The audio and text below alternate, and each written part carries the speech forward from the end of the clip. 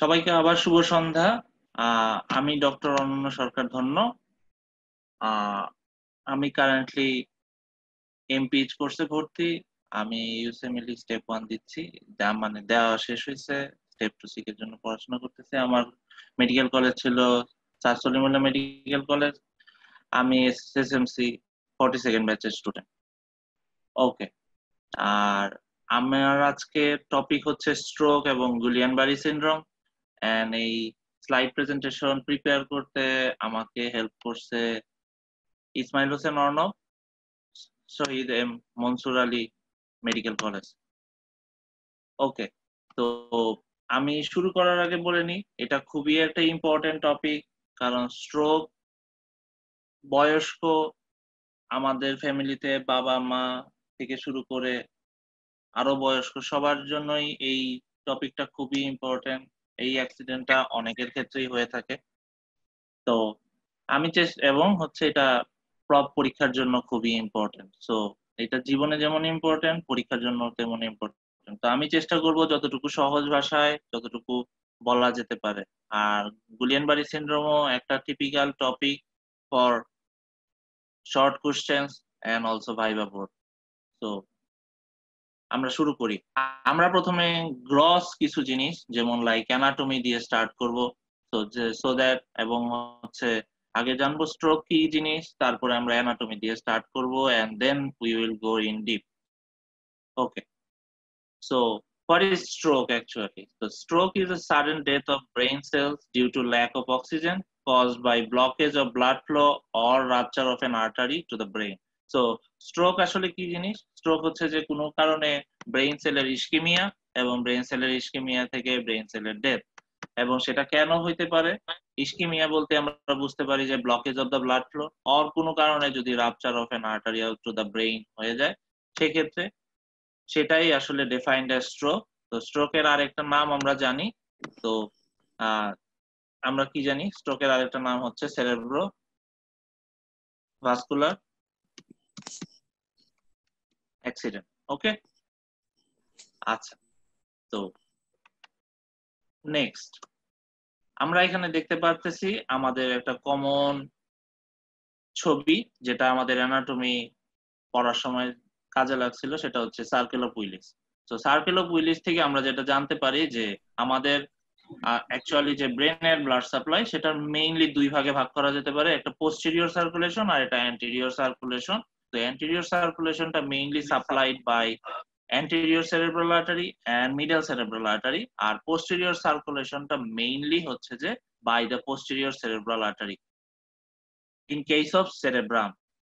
ব্রেনের আরো কিছু অংশ আছে লাইক সেরেবেলাম আছে।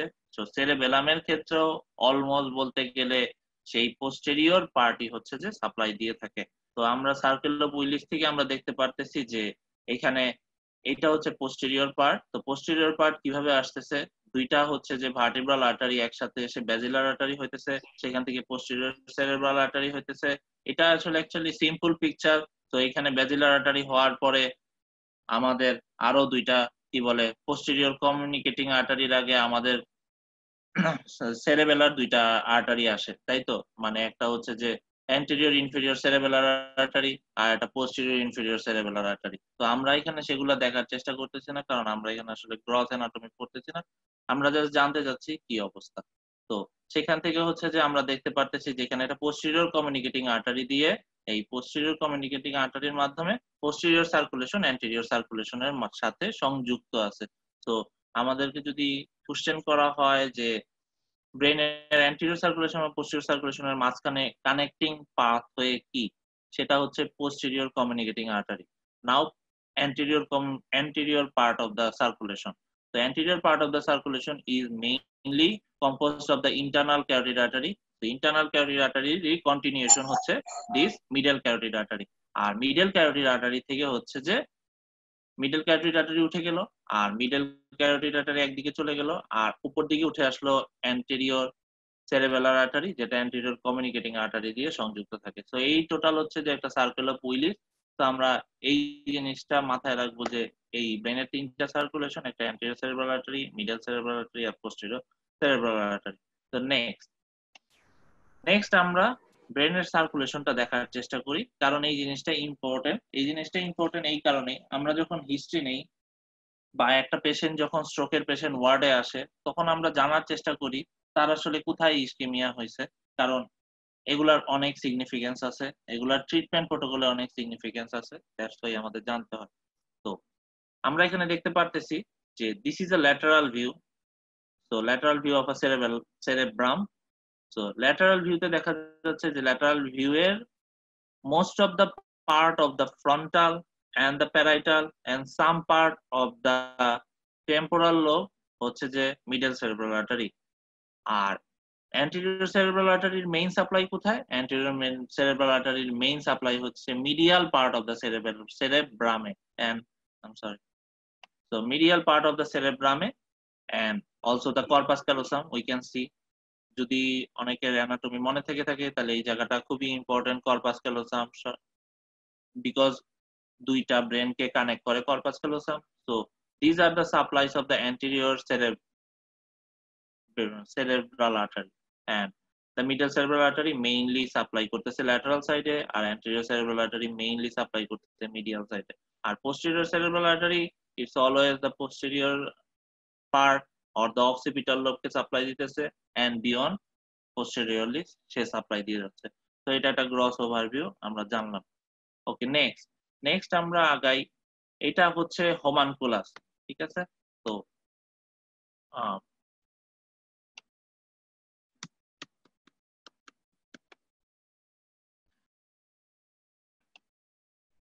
সো হোমানকুলাসের ক্ষেত্রে যেটা হচ্ছে কথা, আমি এটা কেন এখানে অ্যাড করছি, এটার কারণ হচ্ছে আমরা একটু আগেই বলে আসলাম যে ব্রেনের মিডিয়াল পার্টে আসলে সাপ্লাই দেয় হচ্ছে যে অ্যান্টেরিয়র সেরেব্রাল আর্টারি, আর ব্রেনের ল্যাটারাল পার্টে সাপ্লাই দেয় মিডিয়াল সেরেব্রাল আর্টারি।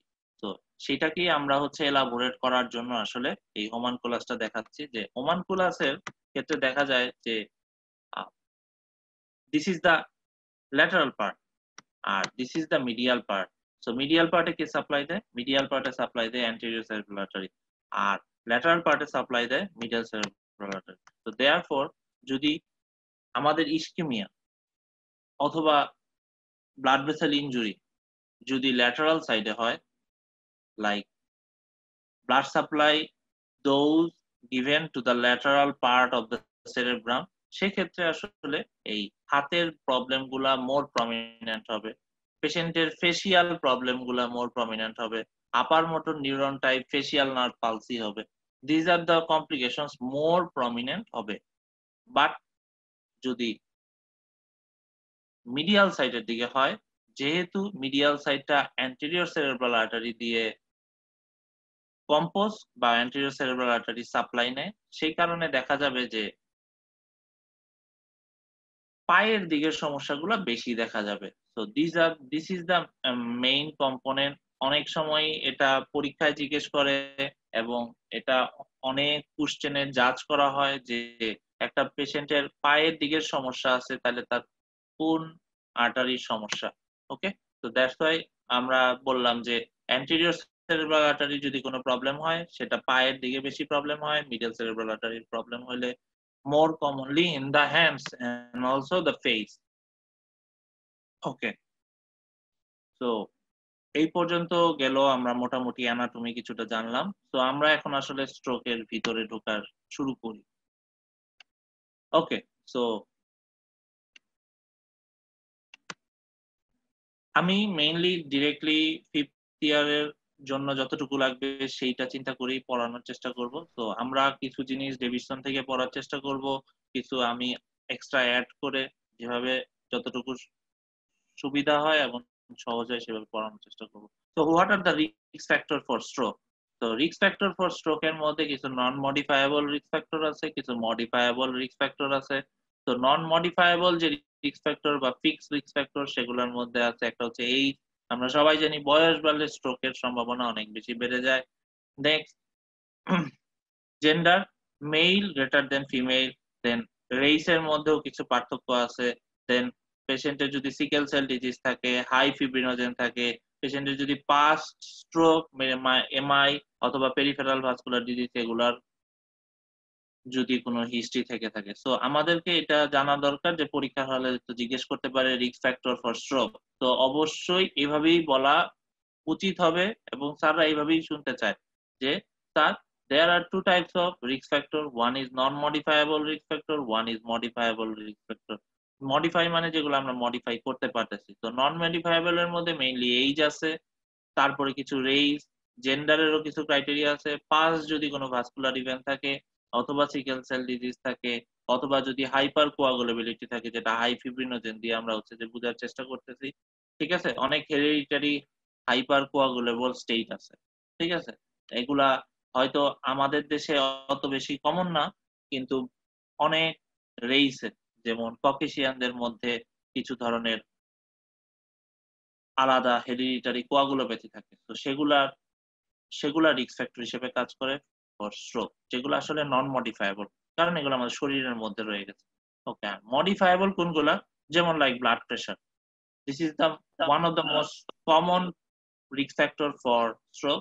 তো ব্লাড প্রেশার আমরা কন্ট্রোল করতে পারি।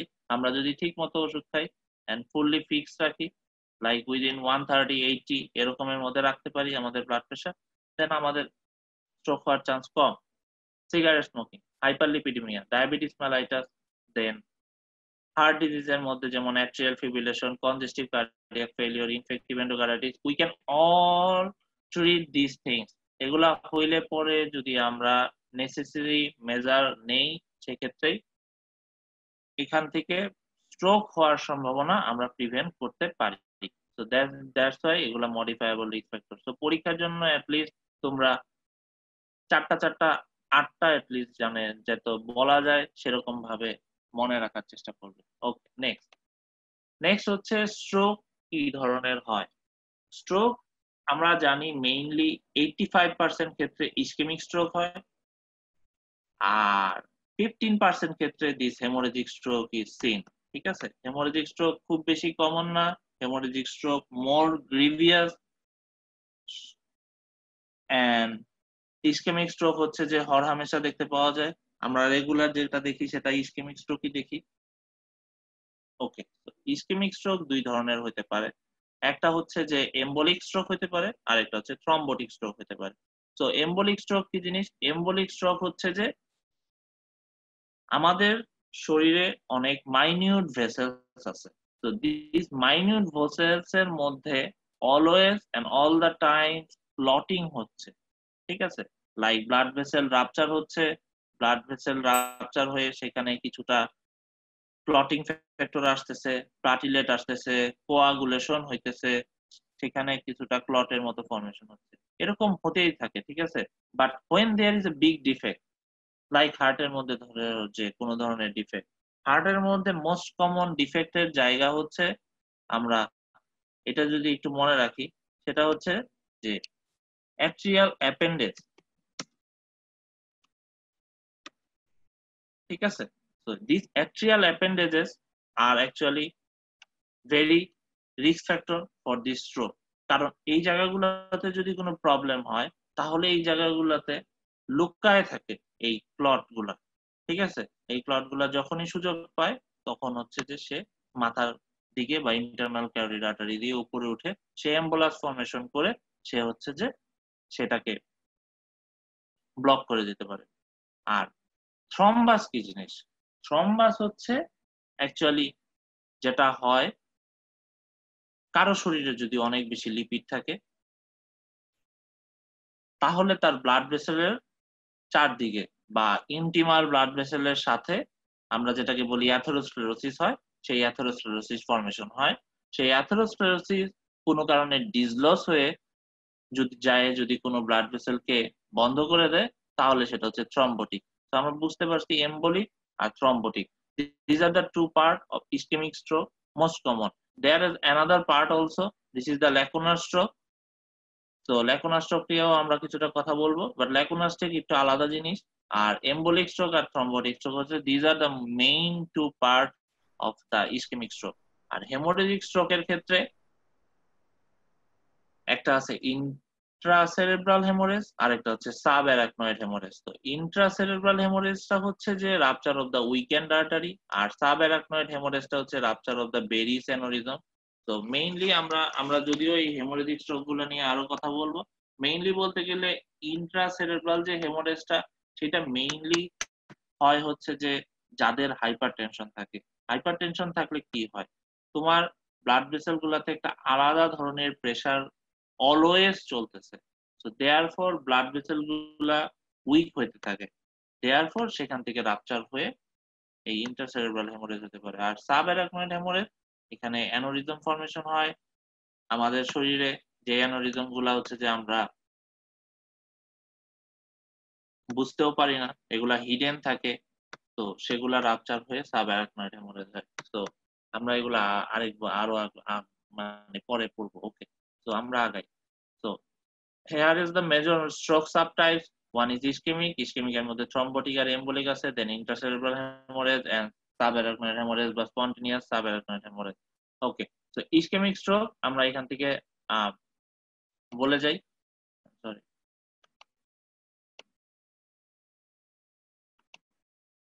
তো এই অ্যাথেরোস্ক্লেরোটিক রিস্ক ফ্যাক্টর, তাহলে থ্রম্বোটিকটা হচ্ছে যে আমরা যেটা বলছিলাম যে এই অ্যাথেরোস্ক্লেরোটিক রিস্ক ফ্যাক্টর যেটা হচ্ছে uncontrolled hypertension, diabetes and history of transient ischemic attack. তারপরে হচ্ছে যে এখানে দেখা যাচ্ছে যে সিমটমস অফেন ফ্লাকচুয়েটিং। আমাদের এত ডিটেলস জানাটা খুব বেশি প্রয়োজন না, আমরা যেটা মেইনলি জানবো যে ইসকেমিক স্ট্রোকটা আসলে যাদের হচ্ছে অ্যাথেরোস্ক্লেরোটিক রিস্ক ফ্যাক্টর আছে, যেমন যাদের আনকন্ট্রোল হাইপারটেনশন আছে, যাদের ডায়াবেটিস আছে, যাদের হাইপারলিপিডিমিয়া আছে, প্লাস ইম্পর্টেন্ট জিনিস হচ্ছে যাদের history of transient ischemic attack আছে। This is the important part also. ঠিক আছে, what is transient ischemic attack আমরা সেটা একটু জানবো। ওকে, তো এই ইসকেমিক স্ট্রোক এর মধ্যে থ্রম্বোটিক স্ট্রোক হতে পারে। আরেকটা জিনিস হচ্ছে এম্বলিক স্ট্রোক। আমি তোমাকে যেটা বলছি যে history of cardiac disease, like যদি অ্যাট্রিয়াল ফিব্রিলেশন হয়, এন্ডোকার্ডাইটিস হয়, অর ক্যারোটিড অ্যাথেরোস্ক্লেরোসিস হয়, তাহলে কি কথা বললাম যে আমার হার্টের যদি নিজস্ব কোনো ধরনের কোনো প্রবলেম থাকে, লাইক যেমন অ্যাট্রিয়াল ফিব্রিলেশন অর এন্ডোকার্ডাইটিস, তাহলে এই প্রবলেম গুলা থেকে এম্বোলাস ফর্মেশন হতে পারে, ক্লট ফর্মেশন হয়ে সেই ক্লট গুলা হচ্ছে যে কোনো কারণে ডিসলস হতে পারে। তো ইসকেমিক স্ট্রোকটা আসলে দেখা যায় যে এটা গ্র্যাজুয়াল মোড, এবং এটা আমরা বুঝতে পারি আস্তে আস্তে হইতেছে। একটা পেশেন্টের অনেক দিন ধরে ডায়াবেটিস আছে, তার পায়ে সমস্যা করে, ঝিঝি করে, অনেক কিছু প্রবলেমের পরে তার স্ট্রোক হচ্ছে। ঠিক আছে, এটা গ্র্যাজুয়াল হইতেছে এবং এটা অ্যাথেরোস্ক্লেরোসিস হয়ে তারপর। বাট ইসকেমিক বা এম্বলিক স্ট্রোকটা একটা পেশেন্টের ইনফেক্টিভ এন্ডোকার্ডাইটিস হয়ে গেছে, তার দেখা গেল 6 মাস পরে পেশেন্টটা স্ট্রোক নিয়ে আসছে। ঠিক আছে, এর মাঝখানে তার কোনো সিমটম নাই, কারণ হচ্ছে তার হার্টটা তখন ড্যামেজ হয়েছে, কিন্তু ড্যামেজ হওয়ার পরে ওই যে ক্লট ফর্মেশন হয়েছে, ওই ক্লটটা এই 6 মাসের মধ্যে ডিসলস হয় নাই, বাট হঠাৎ করে এখন ডিসলস হয়েছে। দ্যাটস ওয়াই এইটার সিমটম গুলা more abrupt and usually maximal at the start. তো যখনই হচ্ছে ব্লকেড হবে তখনই হচ্ছে যে বেশি প্রবলেমটা হবে।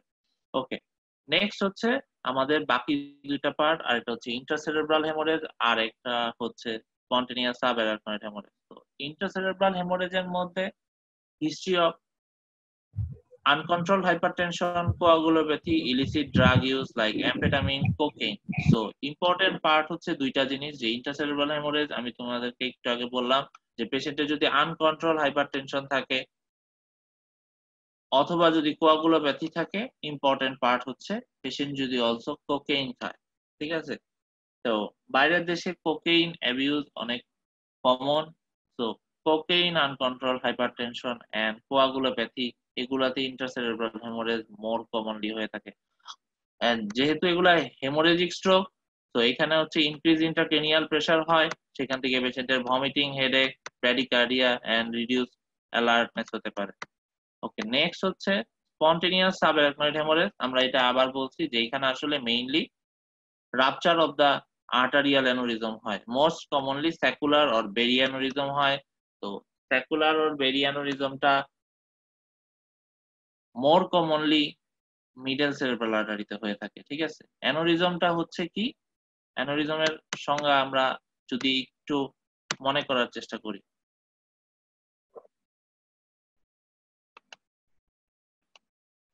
অ্যানোরিজম হচ্ছে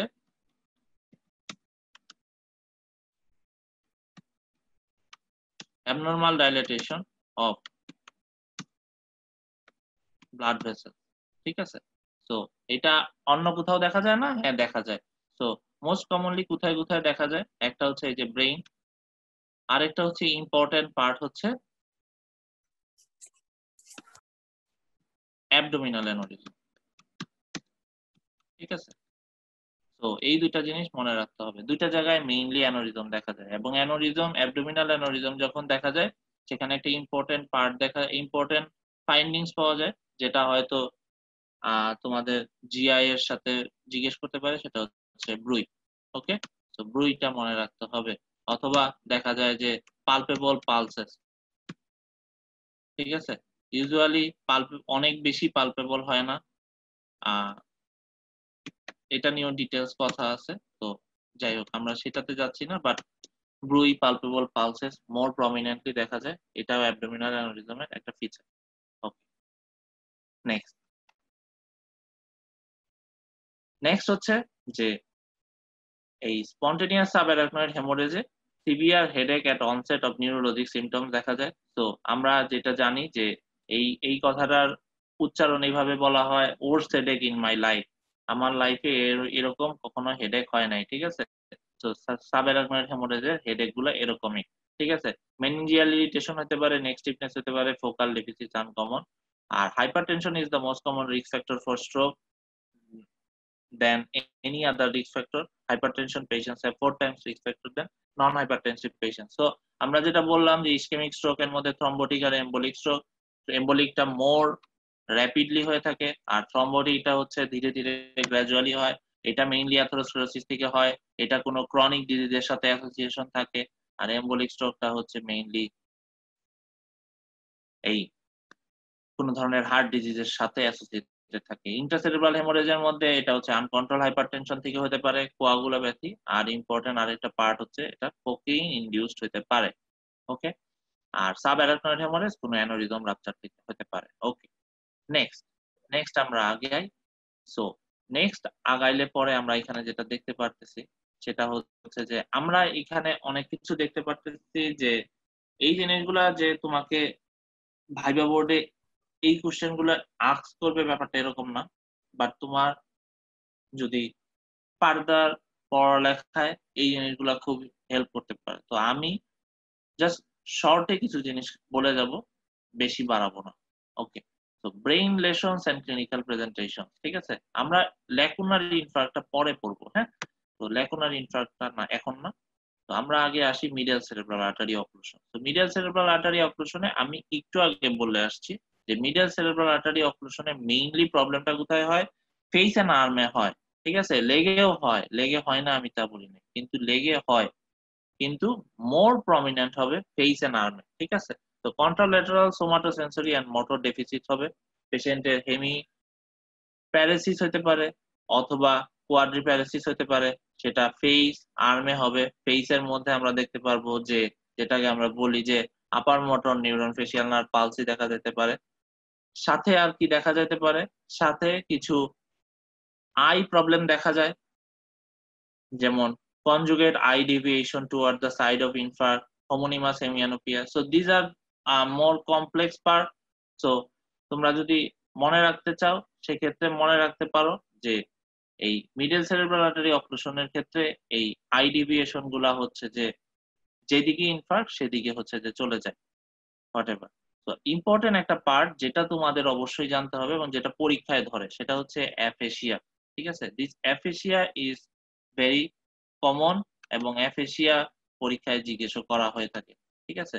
তো দিস অ্যাফেসিয়া নিয়ে আমরা একটু ডিটেলস পড়বো। তাহলে আমরা মেইনলি দুইটা জিনিস মনে রাখবো, এটা হচ্ছে যে এই যে কন্ট্রাল্যাটারাল, এবং কন্ট্রাল্যাটারাল গুলা মোর প্রমিনেন্ট হচ্ছে ফেস এন্ড আর্মে, আর আরেকটা হচ্ছে যে অ্যাফেসিয়া, ঠিক আছে? এই দুইটা জিনিস আমরা আপাতত প্রফের জন্য মনে রাখবো, ঠিক আছে? Okay, next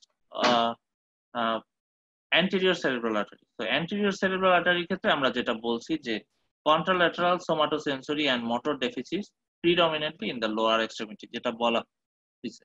but anterior cerebral artery তে আমরা যদি ওই ছবিটা একটু তাকায় দেখি যে anteroscerebral artery ফ্রন্টাল লোবের একেবারে সামনের দিকের কিছু অংশতে সাপ্লাই দেয়। আমরা যদি ব্রেইনের এরিয়া মনে দেখে থাকি, এই সামনের দিকে হচ্ছে আমাদের ওই ইমোশন, জাজমেন্ট এই এরিয়া গুলা থাকে। ঠিক আছে? আমার এরিয়া গুলা ঠিক মনে নাই, বাট আমার যতদূর মনে পড়ে 4, 6, 8 এই টাইপের কিছু একটা। ঠিক আছে? আমি সিওর না। যাই হোক। তো তোমরা ভালো বলতে পারবা যারা রিসেন্টলি পড়াশোনা করে আসছো। তো এই এরিয়া গুলাতে হচ্ছে যে ইমোশন, জাজমেন্ট এই জিনিসগুলা মেজার করা হয়।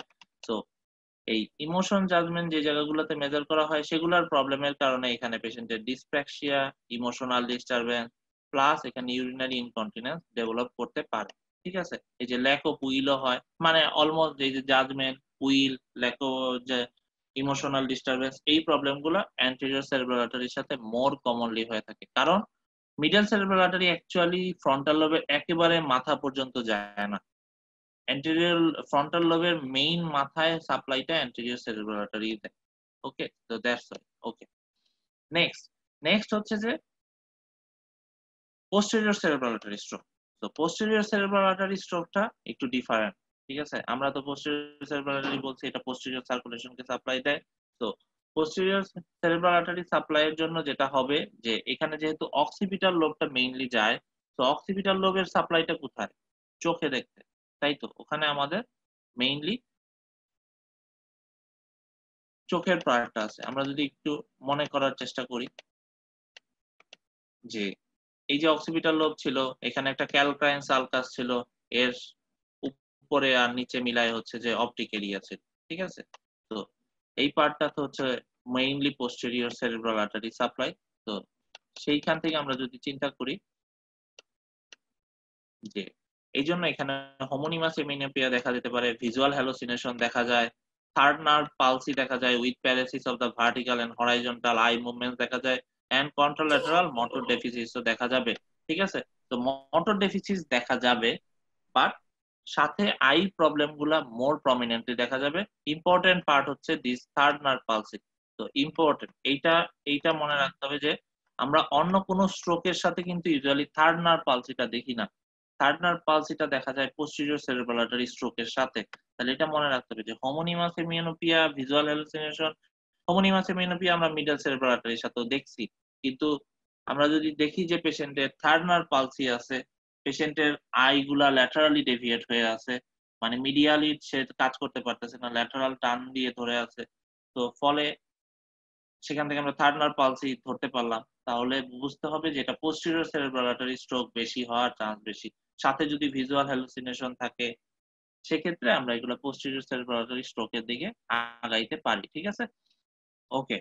তো এই হলো পোস্টেরিয়র সেরেব্রাল আর্টারি। লাস্ট একটা পার্ট আছে সেটা হচ্ছে ভার্টিব্রোব্যাসিলার সিস্টেম। ভার্টিব্রোব্যাসিলার সিস্টেমটা আমরা একটু আলাদাভাবে বলছিলাম যে ওই যে অ্যান্টেরিয়র ইনফেরিয়র সেরেবেলার আর্টারি এবং পোস্টেরিয়র ইনফেরিয়র সেরেবেলার আর্টারি আমাদের মনে আছে কিনা? এই দুইটা ছিল হচ্ছে সেরেবেলামের সাপ্লাই। সেই সেরেবেলামের সাপ্লাই এর যদি কোনো প্রবলেম হয় যেটা হচ্ছে এই যে ভার্টিব্রোব্যাসিলার সিস্টেমিক লেশনে, সেখান থেকে হচ্ছে পসিবল অ্যাটেক্সিয়া হইতে পারে, পেশেন্টের সাথে হেমিপ্লেজিয়া এন্ড ইনফিলেটর টেনিয়াল নার্ভ ইনভলভমেন্ট হতে পারে। তো দিস আর দ্য পার্ট। ঠিক আছে? তো আমরা জাস্ট খালি গ্রস জিনিসগুলো জেনে গেলাম যে মিডল সেরেব্রাল আর্টারিতে contralateral motor deficit, sensory and motor deficit হচ্ছে, সাথে অ্যাফেসিয়া থাকছে। anterior cerebral artery তেও হচ্ছে যে contralateral sensory and motor deficit but more in the lower extremity, সাথে ইমোশনাল প্রবলেম গুলা থাকতেছে। posterior cerebral artery তে চোখের প্রবলেম গুলা হেমিপ্যারেসিস এর সাথে বা সেন্সরি এন্ড মোটর ডেফিসিট এর সাথে মোর প্রমিনেন্টলি থাকতেছে। থার্ড নার্ভ পালসিটা বেশি থাকতেছে। ভার্টিব্রোব্যাসিলার এর ক্ষেত্রে পেশেন্টের অ্যাটেক্সিয়ার প্রবলেম গুলা বেশি হওয়ার চান্স থাকতেছে। ঠিক আছে? ওকে, নেক্সট আমরা আগাই। ঠিক আছে? ওকে। আমরা এই ছোট্ট ছকটা আমরা খুব বেশি পড়বো না। ঠিক আছে? এটা খুবই ছোট তো এইজন্য। যাই হোক। আমরা এই ছকটা এখন বাদ দিয়ে যাই। আমরা যদি পরে এখান থেকে কিছু জিনিস আমরা জ্ঞান অর্জন করতে পারি আমরা পরে করব। ঠিক আছে? আমরা আপাতত সামনে আগাই। ওকে, নেক্সট হচ্ছে ল্যাকুনার স্ট্রোক। ঠিক আছে, আমরা দুই ধরনের ইসকেমিক স্ট্রোক বলছি, দুই ধরনের হেমোরেজিক স্ট্রোক নিয়ে কিছুটা আলোচনা করছি, যেগুলা আরো একটু আলোচনা হবে। তো ল্যাকুনার স্ট্রোক একটা আলাদা একটা স্ট্রোক। এটা হচ্ছে small penetrating artery occlusion due to hypertensive arteriolar sclerosis, এবং এটাতে অ্যাফেক্টেড এরিয়া হচ্ছে বেসাল গ্যাংলিয়া, পন্স, ঠিক আছে, এবং সাথে কিছু হোয়াইট ম্যাটার যেমন ইন্টারনাল ক্যাপসুল, করোনার এরিয়াটা, এগুলা জায়গা হচ্ছে অ্যাফেক্টেড হয়। এটার মোস্ট রিস্ক ফ্যাক্টর হচ্ছে যে হাইপারটেনশন, সাথে diabetes mellitus and other like hyperlipidemia এগুলা। তো এখানে যেটা হয় যে অ্যাবসেন্স অফ কর্টিক্যাল সাইন যেমন aphasia, agnosia, neglect, apraxia, hemianopia এগুলা দেখা যাবে না, ঠিক আছে? তো এই প্রবলেম গুলা কোনো কিছু দেখা যাবে না। যেগুলো দেখা যাবে মেইনলি পিওর মোটর হেমিপ্যারেসিস। তো একটা পেশেন্টের কোনো সেন্সরি প্রবলেম নাই, ঠিক আছে? আমরা যখন ধরো যে সেন্সরি প্রবলেম গুলা দেখতে গেলাম, লাইক যেগুলো আমরা নিডেল প্রিক করে দেখি, অথবা আমরা যে হ্যামার দিয়ে দেখি, অথবা ভাইব্রেশন করে দেখি, এই প্রবলেম গুলা নাই। শুধুমাত্র মোটর প্রবলেম, পেশেন্ট পা উঠাইতে পারতেছে না, against gravity, passive movement, active movement কোনোটাই নাই, এরকম হতে পারে। আরেকটা হতে পারে পেশেন্টের সবকিছু চলতেছে কিন্তু পেশেন্ট কোনো কিছুর আলাপ পাইতেছে না, তার পায়ের সামনে আগুন ধরলেও সে আলাপ পাইতেছে না। This is pure sensory stroke. তো দুইটাই হতে পারে, একটা পেশেন্টের পিওর শুধু মোটর স্ট্রোক হতে পারে, পিওর সেন্সরি স্ট্রোক হতে পারে, সাথে অ্যাটেক্সিক হেমিপ্যারেসিস হতে পারে। তো these are the main three parts, ঠিক আছে? তো একটা পেশেন্টের যদি শুধুমাত্র পিওর মোটর হেমিপ্যারেসিস হয়, পিওর সেন্সরি স্ট্রোক হয়, অথবা অ্যাটেক্সিক হেমিপ্যারেসিস হয়। অ্যাটেক্সিক হেমিপ্যারেসিস মানে পেশেন্ট দাঁড়াইতে গেলে পেশেন্ট হচ্ছে যে এক পাশে পড়ে যাইতেছে, ঠিক আছে? তো এর মধ্যে সবচেয়ে বেশি ফ্রিকোয়েন্ট হতেছে মোটর হেমিপ্যারেসিস, কারণ এটাই বেশি দেখা যেতে পারে। কারণ আমরা স্ট্রোক বলতে যেটা বুঝি যে পেশেন্ট হচ্ছে যে কমপ্লিটলি বেড প্যারালাইজ। তো এরকম পেশেন্টের ক্ষেত্রেই দেখা যায় যে তার সেন্সরি প্রবলেম গুলা নাই, বাট হচ্ছে যে মোটর প্রবলেম গুলা বেশি প্রমিনেন্ট। ওকে, নেক্সট। তো এখানে আমরা ল্যাকুনার ইনফার্ক্ট দেখতে পারতেছি। ল্যাকুনার ইনফার্ক্ট হচ্ছে যে আমাদের যে এই মিডল সেরেব্রাল আর্টারির কিছু ছোট ছোট আর্টারি বের হয়। এই আর্টারি গুলা হচ্ছে যে লেন্টিকুলো স্ট্রায়াট আর্টারি। এই লেন্টিকুলো স্ট্রায়াট আর্টারি গুলা হচ্ছে যে ল্যাকুনার ইনফার্ক্ট করে থাকে, ঠিক আছে? তো আমরা এইটুকুই, ঠিক আছে? তাহলে এখানে মেইনলি প্রবলেম কি হয়? পিওর মোটর স্ট্রোক হতে পারে, অথবা পিওর সেন্সরি স্ট্রোক হতে পারে, ঠিক আছে? Okay, next. নেক্সট তাকাই আমরা।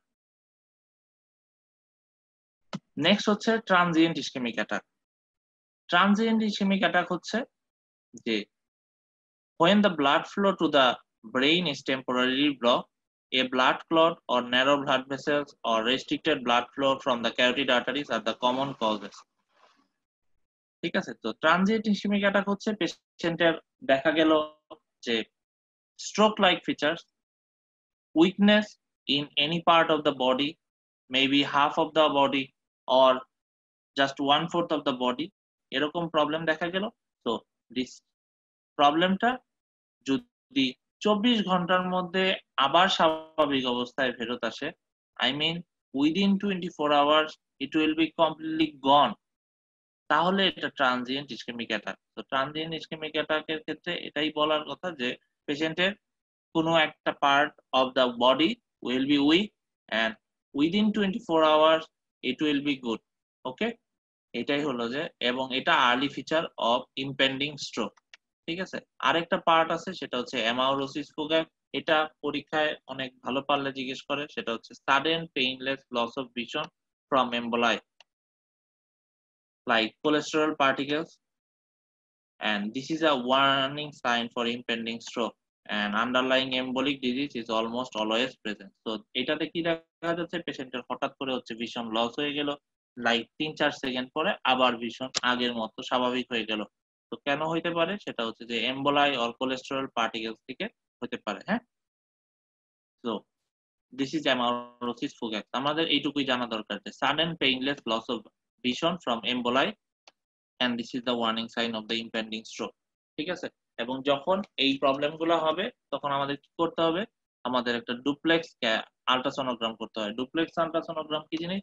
ডুপ্লেক্স আল্ট্রাসোনোগ্রাম করি আমরা হচ্ছে যে আমাদের যে ইন্টারনাল ক্যারোটিড আর্টারি আছে, সেই ইন্টারনাল ক্যারোটিড আর্টারি আল্ট্রাসোনোগ্রাম করা হয়ে থাকে, এবং ওই আমরা আর্টারির আল্ট্রাসোনোগ্রাম করলে আমরা বুঝতে পারি যে কোথাও মানে কোন জায়গায় ক্লট বা কোন জায়গায় এমবোলাস ফর্মেশন হয়েছে কিনা, ঠিক আছে? তো সেটা দিয়ে আমরা হচ্ছে প্রিভেন্ট করে, মানে সেটা দেখে আমরা আর্লি প্রিভেনশন করতে পারি, ঠিক আছে? তো this are the two part, যে ইমপেন্ডিং স্ট্রোকের দুইটা ফিচার, একটা হচ্ছে ট্রানজিয়েন্ট ইসকেমিক অ্যাটাক আর একটা হচ্ছে অ্যামাউরোসিস ফুগাস। তো পরীক্ষায় জিজ্ঞেস করতে পারে একটা পেশেন্টের স্ট্রোক হওয়ার চান্স বেশি এরকম ফিচার কি আসতে পারে, সেটা একটা হচ্ছে ট্রানজিয়েন্ট ইসকেমিক অ্যাটাক আর একটা হচ্ছে অ্যামাউরোসিস ফুগাস, ঠিক আছে? তো ট্রানজিয়েন্ট ইসকেমিক অ্যাটাক বললাম যে any type of weakness or stroke like features in any part of the body and which actually corrects within less than 24 hours or 1 day. Okay, and amaurosis focus হচ্ছে sudden painless loss of vision from emboli of the cholesterol particles, and this is also a warning sign of impending stroke. Okay, next আগে, so আমরা এখন হচ্ছে haemorrhagic stroke. তো haemorrhagic stroke হচ্ছে দুই ধরনের হতে পারে। একটা হচ্ছে ইন্ট্রা সেরেব্রাল হেমোরেজ, যেটা হচ্ছে symptom worsens over a period of 30 to 90 minutes, এবং এটার সিমটম গুলো ইনক্লুড হচ্ছে sudden weakness, paralysis and or numbness of the body in any part of the body, inability to speak, inability to control eye movements correctly, পেশেন্টের vomiting হতে পারে, difficulty walking, এগুলা problem হতে পারে। তো পেশেন্টের আসলে এই প্রবলেম গুলা দেখা যাবে এবং এগুলা ওরসেন হবে হচ্ছে যে 30 থেকে, মানে আধা ঘন্টা থেকে শুরু করে 1-1.5 ঘন্টার মধ্যে পেশেন্ট খারাপ হয়ে যাবে, ঠিক আছে? কারণ এখানে হচ্ছে rupture of the blood vessel হয়েছে এবং এখানে ওই আনকন্ট্রোল হাইপারটেনশন থেকে পেশেন্টের এই প্রবলেম গুলা হয়েছে। আর সাব অ্যারাকনয়েড হেমোরেজের ক্ষেত্রে যেটা হবে যে very severe headache that start suddenly, এবং এটাকে আমরা বলছি যে থান্ডার ক্ল্যাপ হেডেক, সাথে loss of consciousness, nausea and vomiting হতে পারে, inability to look at bright light, stiff neck, dizziness, confusion and seizure, এগুলা পর্যন্ত, সিজার পর্যন্ত হইতে পারে। তো মেইন কমপ্লেইন হচ্ছে সিভিয়ার হেডেক হবে, হ্যাঁ? Next, so intracerebral hemorrhage. This is a result of chronic hypertension. Small arteries are damaged due to hypertension. In advanced stage, vessel wall is disrupted and leads to leakage. তার আরো কিছু cause আছে। তো আমরা mainly এই জিনিসটাই মনে রাখি, আমরা যে দুইটা বা তিনটা জিনিস মনে রাখছিলাম, একটা হচ্ছে হাইপার কোয়াগুলেবিলিটি, একটা হচ্ছে কোকেইন, আর most importantly chronic hypertension as well as uncontrol hypertension. Okay, এই তিনটা জিনিসই মনে রাখবো: হাইপারটেনশন, hypercoagulability and cocaine.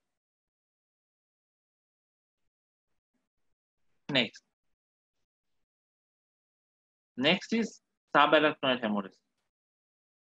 ওকে, আমি এই হেমোরেজের এই পার্ট শেষ করার পরে আমরা অ্যাফেসিয়া শেষ করব। অ্যাফেসিয়া শেষ করার পরে তোমরা তোমাদের যা কোশ্চেন আছে সেই কোশ্চেনগুলো জিজ্ঞেস করবে, হ্যাঁ?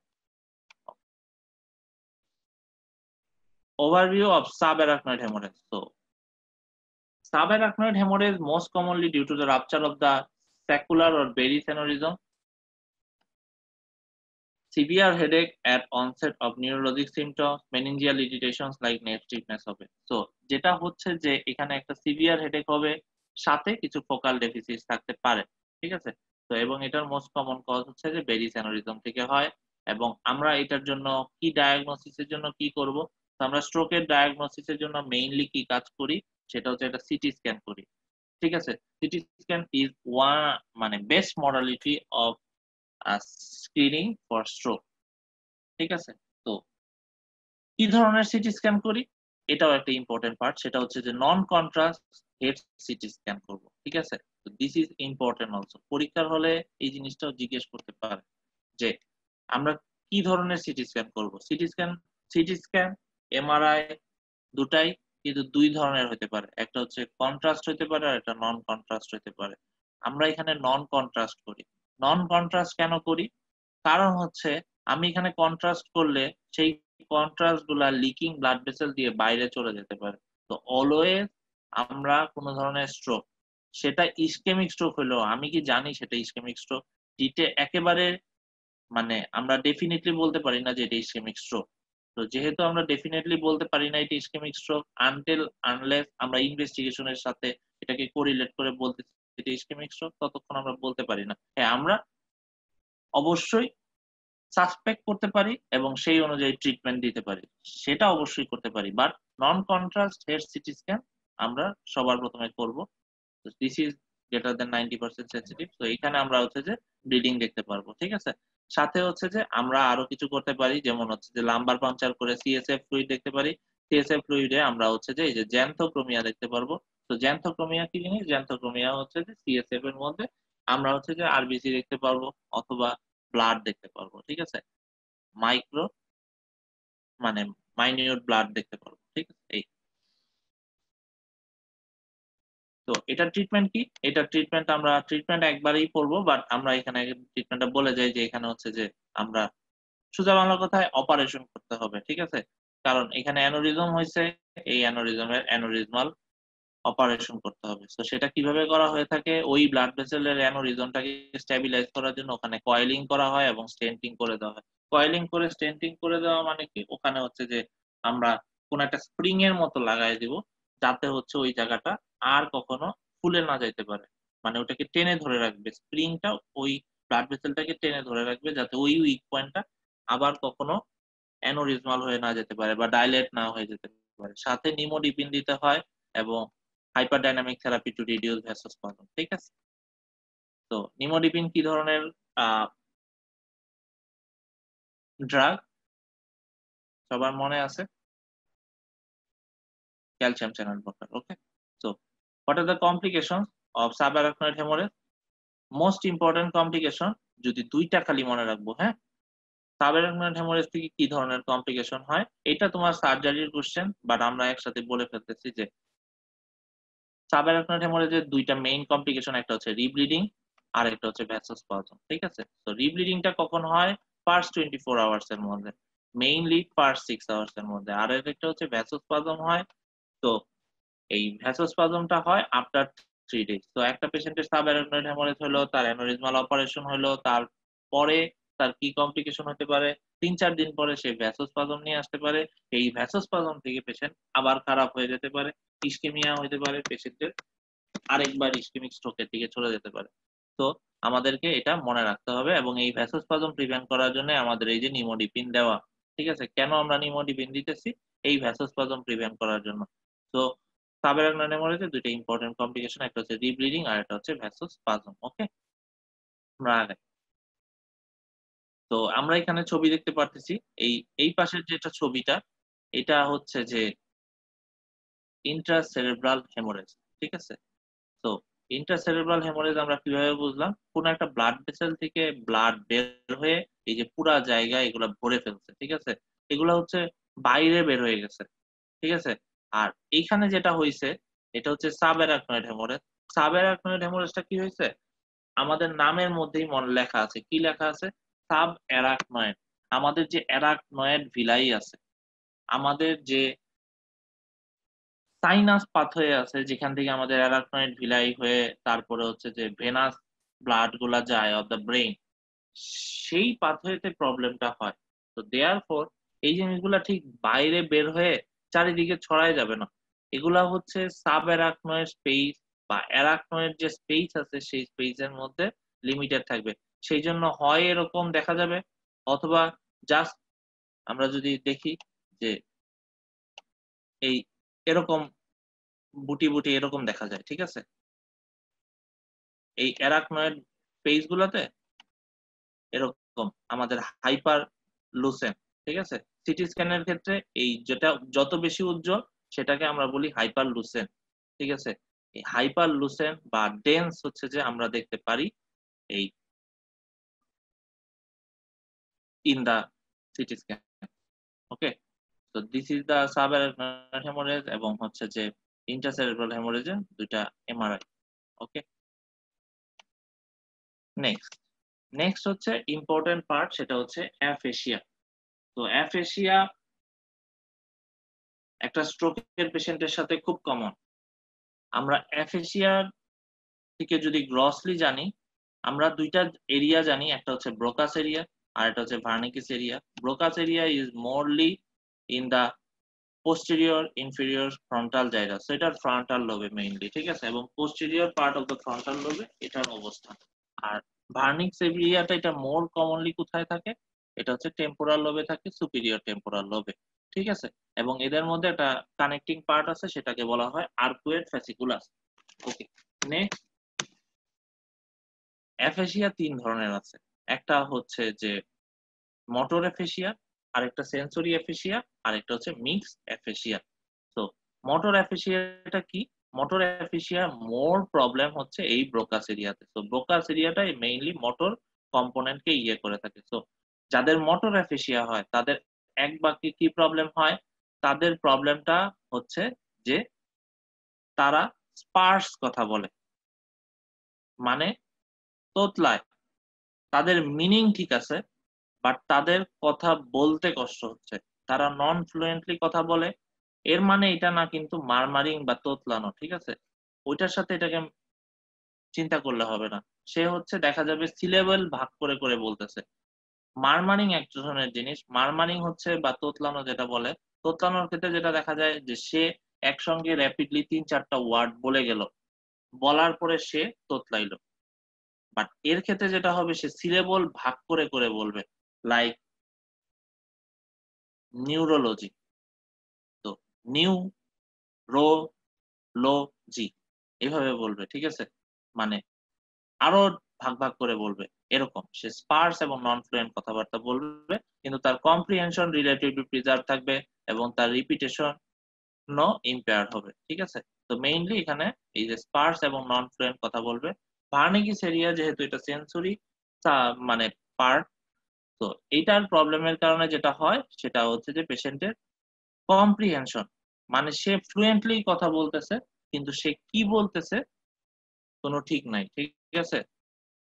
শুক্রবার যাব আমি। ঠিক আছে? এই টাইপের কথাবার্তা। ঠিক আছে? তো এই।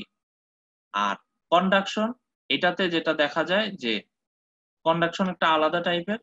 কন্ডাকশন এর ক্ষেত্রে দেখা যায় পেশেন্টের এই পিচ ও ঠিক আছে, কম্প্রিহেনশন ও ঠিক আছে, বাট রিপিটেশনটা হয় না। মানে একই কথা, ধরো আমার নাম অনন্য। আমাকে যদি এই জিনিসটা আরেকবার রিপিট করা হয়, আমি আর এই কথাটা বলতে পারতেছি না। This is the repetition error. ঠিক আছে? তাহলে আমরা মেইনলি বললাম যে ব্রোকাস এরিয়ার ক্ষেত্রে স্পন্টেনিয়াস স্পিচটা হচ্ছে যে স্পার্স এবং নন ফ্লুয়েন্ট হচ্ছে, ভার্নিকিস এরিয়ার ক্ষেত্রে কম্প্রিহেনশনটা গ্রেটলি ডিমিনিশড হচ্ছে, আর কন্ডাকশনের ক্ষেত্রে রিপিটেশনটা হচ্ছে ভেরি পোর হয়ে যাচ্ছে। এখন ইম্পর্টেন্ট পার্ট হচ্ছে যে এই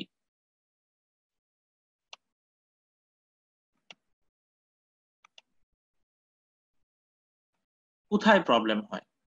ব্রোকাস এরিয়ার ক্ষেত্রে যেটা প্রবলেম হবে সেটা হচ্ছে যে রাইট হেমিপ্যারেসিস। কারণ আমাদের ডমিন্যান্ট পার্ট, আমরা যদি ব্রেনের ডমিন্যান্ট পার্ট বলি সেটা হচ্ছে left side of the brain most of the time.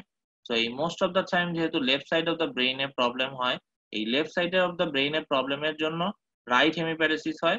আর এই রাইট হেমিপ্যারেসিস এর সাথে ব্রোকাস এরিয়া অ্যাসোসিয়েটেড থাকে। ঠিক আছে? এবং এটা কোন cerebral artery most commonly associated? এটা মিডল সেরেব্রাল আর্টারি। ঠিক আছে? এবং এটা দুইটার ক্ষেত্রেই, মানে তোমার এই সেন্সরি বা মোটর দুইটার ক্ষেত্রেই হচ্ছে মিডল সেরেব্রাল আর্টারি। ভার্নিকিসের ক্ষেত্রেও হচ্ছে যে মিডল সেরেব্রাল আর্টারি। এখানে আরেকটা জিনিস আছে যেমন হচ্ছে সুপিরিয়র ভিসিয়াল, এগুলা লাগবে না। তো আমরা মেইনলি মনে রাখবো যে ব্রোকাস এরিয়ার ক্ষেত্রে পেশেন্ট হচ্ছে যে অনেকটা স্পার্স কথা বলবে, ভার্নিকিসের ক্ষেত্রে কম্প্রিহেনশনটা গ্রেটলি ডিমিনিশড হবে, আর কন্ডাকশনের ক্ষেত্রে রিপিটেশন করতে প্রবলেম হবে। এটা ভেরি পোর হবে। ঠিক আছে?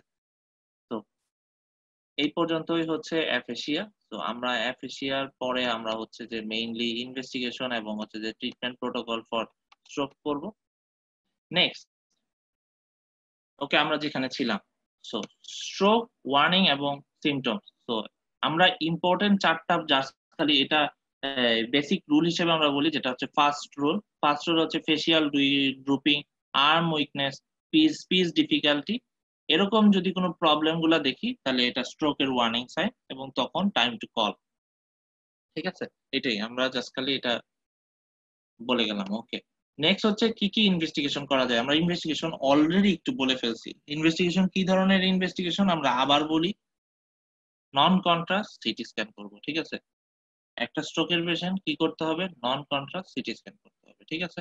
অবশ্যই অলওয়েজ সবার শুরুতে নন কন্ট্রাস্ট সিটি স্ক্যান। এই সাথে কি করব? আমরা একটা ইসিজি করতে পারি, সরি, ইকোকার্ডিওগ্রাম করতে পারি। এগুলা আর জিনিসপত্র করতে পারি। রিস্ক ফ্যাক্টর দেখার জন্য ফুল ব্লাড কাউন্ট দেখতে পারি, আমরা লিপিড প্রোফাইল দেখতে পারি, ব্লাড গ্লুকোজ দেখতে পারি, ESR, serum protein electrophoresis, clotting and thrombophilia screening এগুলাও করতে পারি, ঠিক আছে? তো এগুলা করতে পারি, বাট আমরা স্ট্রোক ডায়াগনোসিস করার জন্য সিটি স্ক্যান করব। এমআরআইও করতে পারি, বাট এমআরআই এর চেয়ে মোর সেনসিটিভ বা মানে মোর ভালো জিনিস হচ্ছে সিটি স্ক্যান এবং অলওয়েজ নন কন্ট্রাস্ট। নেক্সট আমরা চলে আসি, ঠিক আছে? তো ইনভেস্টিগেশন ওই পর্যন্তই, ঠিক আছে? ইনভেস্টিগেশনে আমাদের ইম্পর্টেন্ট পার্ট হচ্ছে যে একটা সিটি স্ক্যান করব, পেশেন্টের কোনো হার্টে কোনো প্রবলেম আছে কিনা সেটার জন্য আমরা ইসিজি একটা ইকো করব, ঠিক আছে? সাথে হচ্ছে আমরা আলাদা যে ফিচারগুলো, পেশেন্টের লিপিড দেখব, পেশেন্টের ফুল blood count CBC with PBF করতে চাই, পেশেন্টের একটা ব্লাড গ্লুকোজ করতে চাই, পেশেন্টের আনকন্ট্রোল গ্লুকোজ আছে কিনা, পেশেন্টের ইএসআর দেখতে হবে। কেন দেখতেছি? কারণ হচ্ছে পেশেন্টের এমবোলিক স্ট্রোক হয়ে থাকলে পেশেন্টের ভিতরে কোনো ধরনের ইনফেকশন আছে কিনা, যেটা ইনফেক্টিভ এন্ডোকার্ডাইটিস হতে পারে, ইএসআর দেখতে হতে পারে। তারপরে হচ্ছে আমরা যে সেরাম প্রোটিন ইলেকট্রোফোরেসিস করতেছি।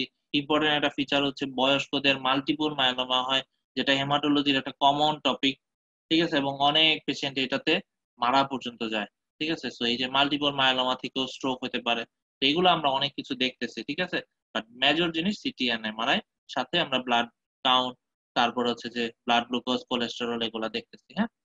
ওকে, নেক্সট আগে। তো স্ট্রোক ট্রিটমেন্টে মেইনলি হচ্ছে যে primary stroke prevention, acute stroke treatment, secondary stroke prevention and stroke rehabilitation. Okay, তো এইটা হচ্ছে ডেভিডসন থেকে নেওয়া, এবং ডেভিডসনের এই ছকটা তোমাদের অবশ্যই মনে রাখতে হবে। যারা ফাইনাল পরীক্ষার্থী আছে অবশ্যই এই ছকটা অবশ্যই মনে রাখতে হবে। তোমরা যদি স্ট্রোকের অন্য যে কোনো কিছু মনে না রাখো, আমি তোমাদেরকে জাস্ট ফ্র্যাঙ্কলি বলতেছি, তোমরা ম্যাক্সিমামই আরিফ পড়ো, এন্ডেভর পড়ো, সবাই এগুলা পড়ো, ফাইন। বাট আমার যতদূর আমি গাইড করে আসছি, গাইডের এই ছকটার তুলা নাই, ঠিক আছে? অথবা এই ছকটার জাস্ট খালি কি পয়েন্ট গুলা, খালি এই কথাগুলা লেখা আছে, ঠিক আছে? বাট তোমার এর ভিতরের কথাগুলো জানা প্রয়োজন, ঠিক আছে? তো আমি এখন একটু বলে যাব, বাট কষ্ট করে সবাই যখন স্ট্রোকের রিভাইজ দিবা ডেভিডসনের এই ছকটা একটু পড়ে নিবা, ঠিক আছে? এটা খুবই ইম্পর্টেন্ট ছক, ঠিক আছে? তো আমরা আবার এখানে এবিসিডি ম্যানেজমেন্টে চলে যেতে পারি। সো এআরওএ ম্যানেজমেন্ট করব। সো পারফর্ম ব্রেথ সাইন কিন এন্ড কিপ আনটিল নি পেশেন্ট নীল বাই মাউথ, মানে আমরা পেশেন্টকে এনপিও করব কারণ যাতে অ্যাসপিরেশন নিউমোনিয়া না হয়। ব্রেদিং দিতে হবে, ব্রেদিং দিয়ে আমরা রেসপিরেটরি রেট দেখবো, এবং যদি অক্সিজেন দিব, যদি 95% এর চেয়ে অক্সিজেন কমে যায়। সার্কুলেশন দেখতে হবে, পালস, ব্লাড প্রেশার দেখতে হবে, এবং হচ্ছে যে আমাদের যদি পেশেন্টের ইসিজি করতে হবে, যদি হচ্ছে যে অ্যারিথমিয়া থাকে তাহলে অ্যান্টি অ্যারিথমিক দিতে হবে, পেশেন্টকে হাইড্রেশন দিতে হবে, যদি ডিহাইড্রেশনের ফিচার থাকে নিউট্রিশন দিতে হবে। If dysphagia persists greater than 48 hours then start feeding by a nasogastric tube, পেশেন্টকে মেডিকেশন দিতে হবে। যদি ডিসফ্যাজিক থাকে তাহলে এসেনশিয়াল মেডিকেশন আদার রুটে দেওয়ার চিন্তা করতে হবে, লাইক আইভি তে দিতে হবে। Blood pressure, unless there is a heart or renal failure, evidence of hypertensive encephalopathy or aortic dissection, do not lower blood pressure abruptly in first week as it may reduce cerebral perfusion. Blood pressure often returns towards patient's normal level within days. তো এই জিনিসটা important যে যদি blood প্রেশারটা আমরা কমাবো না, যদি না পেশেন্টের heart or renal failure or evidence of hypertensive encephalopathy or aortic dissection থাকে। তো এই কয়টা ফিচার এটা পরীক্ষার হলে কিন্তু কোশ্চেন, ঠিক আছে? যারা ভালো প্রফেসর তারা কিন্তু এই জিনিসটা জিজ্ঞেস করে, একটা স্ট্রোকের পেশেন্টকে কখন ব্লাড প্রেশার কমাবো, ঠিক আছে? পেশেন্টের যদি হার্ট ও রেনাল ফেলিওর থাকে, পেশেন্টের যদি এভিডেন্স অফ হাইপারটেনসিভ এনকেফালোপ্যাথি থাকে অর অ্যাওরটিক ডাইসেকশন থাকে, এই কয়টা ফিচারের ক্ষেত্রেই আমরা শুধুমাত্র পেশেন্টের ব্লাড প্রেশার কমাবো, আদারওয়াইজ অ্যাব্রাপ্টলি ব্লাড প্রেশার কমাবো না। হ্যাঁ, এখন কথা হলো একটা পেশেন্টের 210 130, তার কি ব্লাড প্রেশার কমাবো না? হ্যাঁ, তার ব্লাড প্রেশার কমাবো, বাট তার ব্লাড প্রেশার আমরা অবশ্যই 10 to 15% এর চেয়ে বেশি কমাবো না ইন ফার্স্ট উইক, ঠিক আছে? আমরা তাকে একটা রেঞ্জে নিয়ে আসবো, লাইক তাকে আমরা 180 120 180/120 নিয়ে আসলাম, বাট এর চেয়ে বেশি কমাবো না। এরপরে তাকে আমি গ্র্যাজুয়ালি দরকার হলে high dose of antihypertensive দিয়ে আমি হচ্ছে যে তার ব্লাড প্রেশার কমায় আনবো, বাট আপাতত না, ঠিক আছে? ওকে, নেক্সট হচ্ছে পেশেন্টের ব্লাড গ্লুকোজ দেখতে হবে। এবং ইম্পর্টেন্ট পার্ট হচ্ছে স্ট্রোকের সাথে কিন্তু খুবই ইম্পর্টেন্ট একটা অ্যাসোসিয়েশন আছে, সেটা হচ্ছে হাইপোগ্লাইসেমিয়া, ঠিক আছে? সেটা আর একটা বিস্তারিত টপিক। তো পেশেন্টের হাইপোগ্লাইসেমিয়া যাতে না হয়ে যায়, শুধুমাত্র হাইপারগ্লাইসেমিয়া দেখলে হবে না, হাইপোগ্লাইসেমিয়া যাতে না হয়ে যায় সেটার দিকেও খেয়াল রাখতে হবে। পেশেন্টের টেম্পারেচার যদি পাইরেক্সিক হয় তাহলে আন্ডারলাইং কজ ট্রিট করতে হবে। প্রেসার এরিয়া ইম্পর্টেন্ট পার্ট হচ্ছে যে স্কিন ব্রেকডাউন হতে পারে, treat infection, maintain nutrition, provide pressure relieving mattress এবং পেশেন্টকে 2 ঘন্টা পর পর এই পাশ থেকে ওই পাশে শোয়াই দিতে হবে, যেটা আমরা সবসময় পরীক্ষার হলে লং কেসে জিজ্ঞেস করা হয়ে থাকে। ঠিক আছে? তো প্রেসার এরিয়াতে reduce the risk of skin breakdown. সাথে পেশেন্টের incontinence, check for constipation and urinary retention এবং ট্রিট দিস অ্যাপ্রোপ্রিয়েটলি। সাথে মোবিলাইজেশন, অ্যাভয়েড বেড রেস্ট। ঠিক আছে? তো পেশেন্টকে যদি কিছু রিহ্যাবিলিটেশন করা যায়, পেশেন্টকে যদি একটু উঠায় বসানো যায়, পেশেন্টকে যদি একটু নেজোগ্যাস্ট্রিক টিউব দিয়ে খাওয়ানোর সময় একটু উঠানো যায়, এক্সারসাইজ করানো যায়, ইজ বেটার। ঠিক আছে? সবসময় মোবিলাইজ হয়ে থাকলে কি হয়, মোবিলাইজেশন থেকে সেখানে পেরিফেরাল আর্টারিয়াল ডিজিজ হয়, ইম্পর্টেন্ট পার্ট। ঠিক আছে? মোবিলাইজেশন থেকে কিন্তু পেরিফেরাল আর্টারিয়াল ডিজিজ হয়ে এম্বোলাস ফর্মেশন হয়ে আরেকবার স্ট্রোক হতে পারে। ঠিক আছে? এটাও কিন্তু দেখা যায়। রিকারেন্ট স্ট্রোক হয় কিন্তু পেশেন্টের, অথবা পেশেন্ট হসপিটালের মধ্যে আছে আরেকবার স্ট্রোক হয়ে গেল। তারা কিন্তু এই যে এই জিনিসগুলা যে খুবই সূক্ষ্ম জিনিস, খুবই সিম্পল জিনিস। পেশেন্টকে হয়তো একটু বসাইলে পরেই পেশেন্ট হয়তো একটু ভালো ফিল করতো, এই প্রবলেম গুলা হইতো না। বা এদিক সেদিক একটু হাত পা নাড়াচাড়া করলে। কিন্তু সেই হাত পা নাড়াচাড়া গুলাও করানো হয় না। পেশেন্টকে ওভাবে রাখা হয়। একটা হচ্ছে প্রেসার এরিয়াতে এই সোর ফর্মেশন হয়। ঠিক আছে? আর আরেকটা হচ্ছে এই যে মোবিলাইজেশন না হওয়ার কারণে পেশেন্টের আরেকবার স্ট্রোক হওয়ার ফিচার কিন্তু চলে আসতে পারে। So important part. ঠিক আছে? এখানের প্রত্যেকটা পয়েন্টই খুবই ইম্পর্টেন্ট। ঠিক আছে?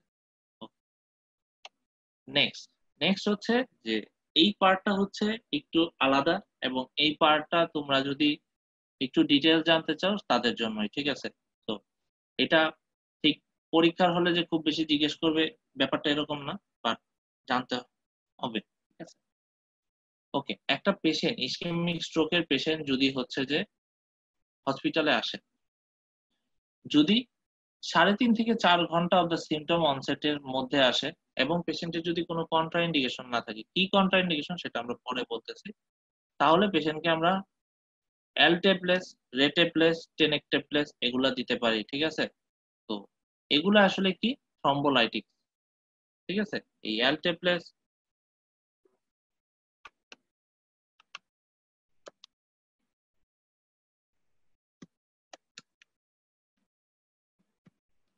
এগুলা হচ্ছে থ্রম্বোলাইটিক। তো আমরা থ্রম্বোলাইটিক দিয়ে পেশেন্টের যে থ্রম্বাসটা আছে সেটাকে আমরা ডিসলজ করে দিতে পারি। ঠিক আছে? Stroke with no prior antiplatelet therapy. পেশেন্টের এর আগে কখনো অ্যান্টিপ্লাটিলেট থেরাপি পায় নাই, পেশেন্টকে অ্যাসপিরিন দিতে হবে। পেশেন্ট আগে থেকে অ্যাসপিরিন খাচ্ছে, তার ক্ষেত্রে আমরা অ্যাসপিরিন সাথে ক্লপিডোগ্রেল দিতে পারি। ক্লপিডোগ্রেল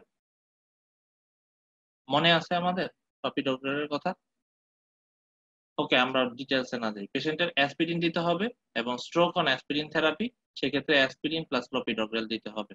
ঠিক আছে? তো এই আমরা গ্রসলি মনে রাখি যে পেশেন্টের হচ্ছে 3.5 থেকে 4 ঘন্টার মধ্যে আসলে যদি কোনো কন্ট্রাইন্ডিকেশন না থাকে, পেশেন্টের আমরা থ্রম্বোলাইটিক দিতে পারি, এবং থ্রম্বোলাইটিক যেটা হচ্ছে ইন্ট্রাভেনাস অ্যালটেপ্লেস দিতে পারি। আর যদি সাথে আমাদের একটা অ্যান্টিপ্লাটিলেট থেরাপি দিতে হবে। অ্যান্টিপ্লাটিলেট থেরাপি 2 ধরনের আছে, একটা হচ্ছে অ্যাসপিরিন আছে আর একটা হচ্ছে ডাইপিরিডামল বা ক্লোপিডোগ্রেল আছে। পেশেন্ট এর আগে কখনো অ্যান্টিপ্লাটিলেট থেরাপি পায় নাই, তাহলে পেশেন্টকে অ্যাসপিরিন দিতে হবে। আর অ্যাসপিরিন থেরাপি পেয়ে থাকলে তাহলে সাথে ক্লোপিডোগ্রেল অ্যাড করতে হবে। হ্যাঁ, এই 3টা জিনিসই মনে রাখবো। ঠিক আছে? নিচের 2টা এখন মনে রাখার প্রয়োজন নেই। ঠিক আছে? তাহলে এই 3টা। ঠিক আছে? নেক্সট নেক্সট হচ্ছে যে থ্রম্বোলাইটিক্স ইন স্ট্রোক কাদের কাদের ক্ষেত্রে দেওয়া যায়। পেশেন্টের হচ্ছে যে যদি 3.5 থেকে 4 ঘন্টা বা 3 থেকে 4 ঘন্টা এরকমের মধ্যে আসে, তার ক্ষেত্রে দেওয়া যায়।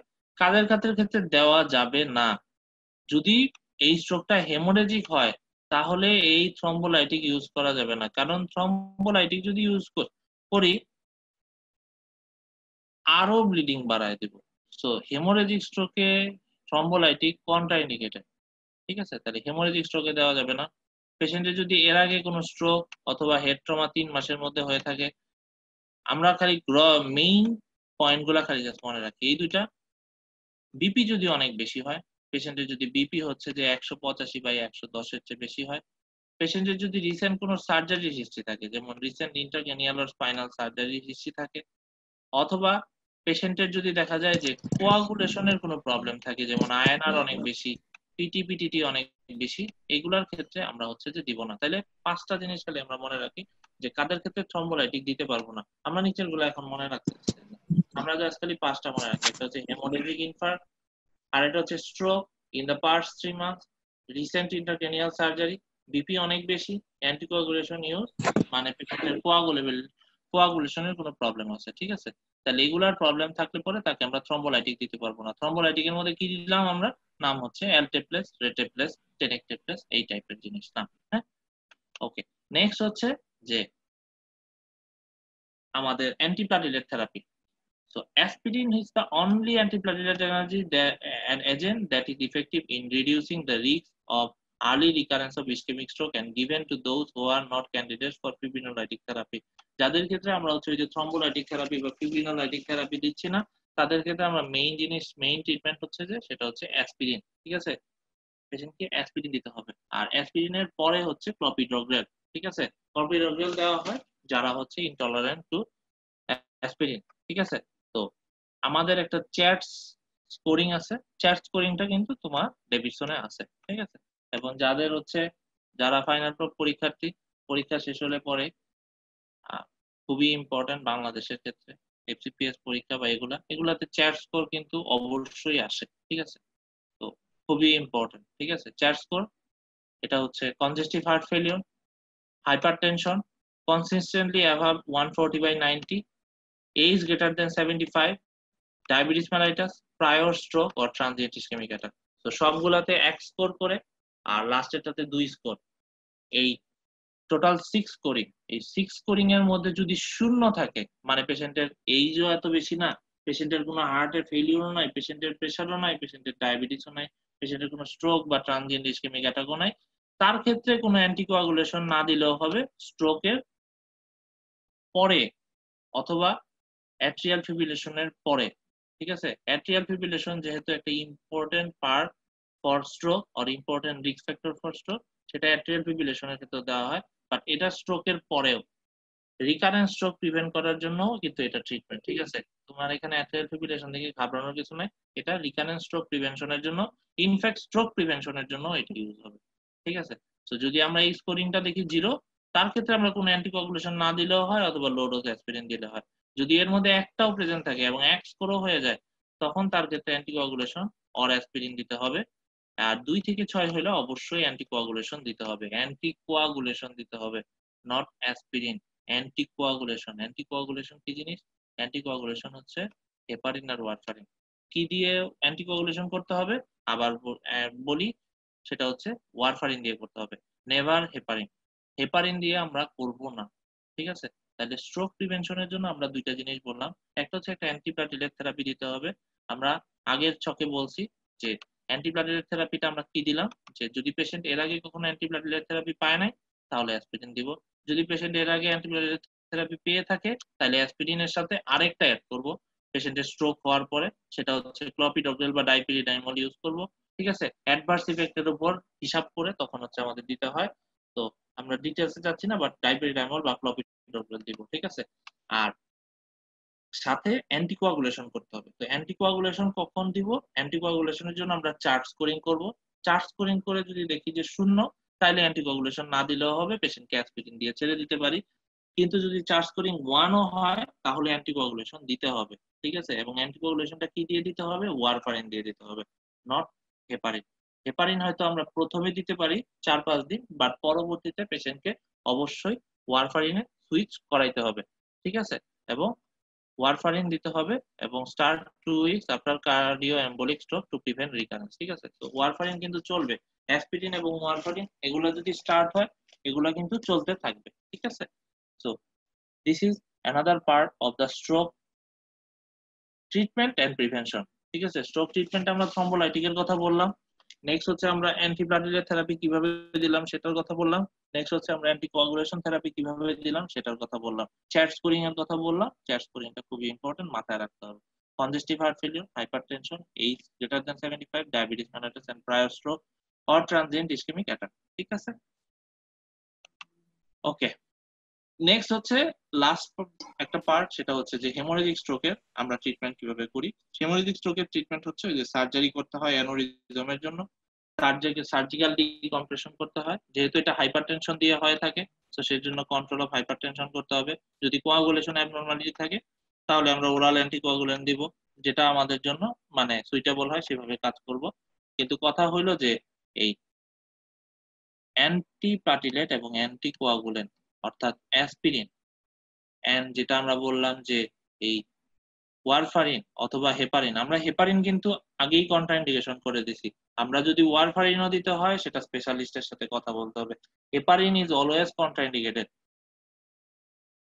হেমোরেজিক স্ট্রোকের জন্য তো বটেই, ইসকেমিক স্ট্রোকের জন্য ম্যাক্সিমাম টাইমে কন্ট্রাইন্ডিকেটেড। হ্যাঁ, কিছু এক্সেপশন তো অবশ্যই আছে, সেগুলা এখন জানার প্রয়োজন নাই, বাট অ্যান্টিকোয়াগুলেশন এবং অ্যান্টিপ্লাটিলেট ইজ মোর কন্ট্রাইন্ডিকেটেড। ঠিক আছে, তাদের ক্ষেত্রে সার্জিক্যাল ডিকম্প্রেশনটা মোর কমনলি করতে হবে এবং সাথে হাইপারটেনশন থাকলে হাইপারটেনশনে ট্রিট করতে হবে। ঠিক আছে, তাহলে এই হলো যে হেমোরেজিক স্ট্রোকের ট্রিটমেন্ট প্রোটোকল। ঠিক আছে, নেক্সট ইজ রিহ্যাবিলিটেশন করতে হবে। আমরা ওই যে বললাম পেশেন্টকে একটু উঠায় বসাইতে হবে, পেশেন্টকে কিছুটা এক্সারসাইজ করতে বলতে হবে। এক্সারসাইজ বলতে পেশেন্ট নিজে করতে না পারলে পেশেন্টের অ্যাটেন্ডেন্টকে বলতে হবে একটু এক্সারসাইজ করায় দিতে, কারণ এটা খুব না করার জন্য, এই সিম্পল একটা কাজ না করার জন্য অনেক আরেকবার ক্ষতি হয়ে যেতে পারে। ঠিক আছে, তো নেক্সট লাস্ট পার্ট হচ্ছে যে এই স্ট্রোক থেকে কি কি ধরনের কমপ্লিকেশন হতে পারে। পেশেন্টের সিজার হতে পারে, পেশেন্টের ডিপ্রেশনে চলে যেতে পারে, পেশেন্টের পেইনফুল শোল্ডার হতে পারে, চেস্টে ইনফেকশন হতে পারে, সেটা can be from aspiration pneumonia অথবা কমিউনিটি অ্যাকোয়ার্ড নিউমোনিয়া, এই টাইপের প্রবলেম হতে পারে। পেশেন্টের কনস্টিপেশনের প্রবলেম হতে পারে, ইউরিনারি ইনফেকশন হতে পারে, প্রেসার সোর হতে পারে, ডিপ ভেইন থ্রম্বোসিস হতে পারে। এই ডিপ ভেইন থ্রম্বোসিসের ইম্পর্টেন্ট ইয়ে কি আমরা একটু আগে বলে আসলাম, এই যে মোবিলাইজেশন। ঠিক আছে, তো মোবিলাইজেশন যদি করি পেশেন্টের এই যে ডিপ ভেইন থ্রম্বোসিস বা পালমোনারি এম্বোলিজম, এগুলা বড় বড় ক্ষতি হওয়ার থেকে পেশেন্ট বেঁচে যেতে পারে। ঠিক আছে, প্রেসার শোর না হওয়ার জন্য পেশেন্টকে হচ্ছে যে ওই প্রেসার এরিয়া গুলা আমাদের 2 ঘন্টা পর পরে এপাশ থেকে ওপাশ করে দিতে হবে। ঠিক আছে, তাহলে দিজ আর দ্য কমপ্লিকেশনের যে কটা মনে রাখা যায়: seizure, depression, painful shoulder, chest infection, constipation, urinary infection, pressure sore, deep vein thrombosis, এগুলা ওকে, এগুলা মনে রাখতে হবে। হ্যাঁ, ওকে। নেক্সট আমরা হচ্ছে গুলিয়ান বারি সিনড্রোমে যাব। তো গুলিয়ান বারি সিনড্রোম দিয়ে আমরা শেষ করে দেব। তো নেক্সট দেন, ওকে, তো আমরা গুলিয়ান বারি সিনড্রোম শুরু করি। এটা অনেক বড় টপিক না, আমরা এটা থেকে মেইনলি গ্রস জিনিসগুলো জানার চেষ্টা করব, যদিও অনেক কিছু লেখা আছে, আমরা গ্রস জিনিসগুলো জানার চেষ্টা করব। গুলিয়ান বারি সিনড্রোম, হ্যাঁ, so Guillain-Barré syndrome is an acute autoimmune disease marked by inflammation of the peripheral nerves affecting arms and legs, involve destruction of the myelin sheath surrounding largest and most myelinated sensory motor fibers, results in disrupted proprioceptions and weakness. তো এত কঠিন ভাষায় মনে রাখার কিছু নাই, এটা একটা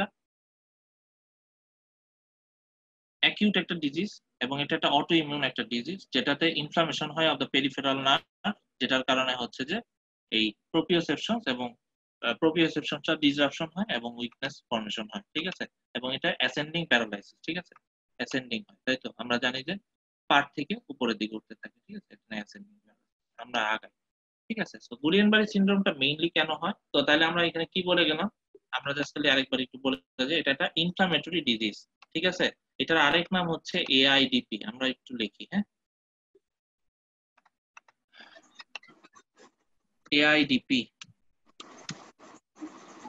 এটার আরেক নাম হচ্ছে, এটা হচ্ছে অ্যাকিউট ইনফ্লামেটরি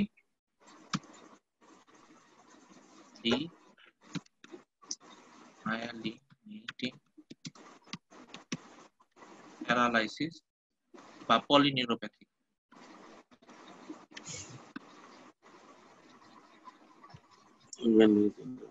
ঠিক আছে, তো এই প্রবলেমটা এটার আরেক নাম, এই জিবিএসটা হচ্ছে এই অ্যাকিউট ইনফ্লামেটরি ডিমাইলিনেটিং প্যারালাইসিস বা পলিনিউরোপ্যাথি। তো এখানে এটা একটা inflammation of the myelin sheath, এখানে ডিমাইলিনেশন হচ্ছে এবং এই প্রবলেমটার ফলে ডিসরাপশন, প্রোপ্রিওসেপশনস এন্ড উইকনেস হচ্ছে। ওকে, সো নেক্সট আগাই, সেটা হচ্ছে কজ কি কারণে হতে পারে। ইম্পর্টেন্ট পার্ট আমরা সবাই জানি, যেটা আসলে কোনো হেরিডিটারি বা কোনো কন্টাজিয়াস কোনো ডিজিজ না, এটা আসলে ক্যাম্পাইলোব্যাক্টার জিজুনি থেকে হতে পারে, অথবা flu, influenza, common cold, gastrointestinal viral infection, এবং সাথে এইচআইভি, ভাইরাল হেপাটাইটিস এগুলোর কারণেও হতে পারে। সো ইম্পর্টেন্ট যেটা মোস্ট কমনলি হয়ে থাকে দুইটা জিনিস, এই দুইটাই মনে রাখবো, ঠিক আছে? আমরা এতদিন একটা জানতাম, এখন দুইটা জানবো। একটা হচ্ছে যে কি বলে, এই একটা হচ্ছে ক্যাম্পাইলোব্যাক্টার জেজুনি দিয়ে ইনফেকশন, আর একটা হচ্ছে যে ইনফ্লুয়েঞ্জা দিয়ে ইনফেকশন, ফ্লু ইনফেকশন, ঠিক আছে? তাহলে এই দুইটা ইনফেকশনের কারণে হচ্ছে যে গুলিয়ান-বারি সিনড্রোম হতে পারে, ঠিক আছে? তো গুলিয়ান-বারি সিনড্রোমের প্যাথোফিজিওলজি, সো যেটা হয় যে পেশেন্টের একটা ক্যাম্পাইলোব্যাক্টার জেজুনি এই অর্গানিজমটা দিয়ে ইনফেকশন হলো, ইনফেকশন হলে এই অর্গানিজমটার এগেইনস্টে একটা ইমিউন রেসপন্স হলো, টি সেল বি সেলের রেসপন্সের ফলে এখানে একটা ক্রস রিঅ্যাক্টিভ অ্যান্টিবডি ফর্মেশন হলো, এবং এই অ্যান্টিবডিটা কি করবে, সে যে নার্ভ গ্যাংলিওসাইটস কে এফেক্ট করবে, এবং নার্ভ গ্যাংলিওসাইটস কে এফেক্ট করার ফলে সেখানে নার্ভ ডিসফাংশন হবে, নার্ভ ইম্পেয়ার হবে, এবং সেখান থেকে হচ্ছে যে পেশেন্টের এই অ্যাকিউট ডিমাইলিনেটিং ডিজিজ হচ্ছে, ঠিক আছে?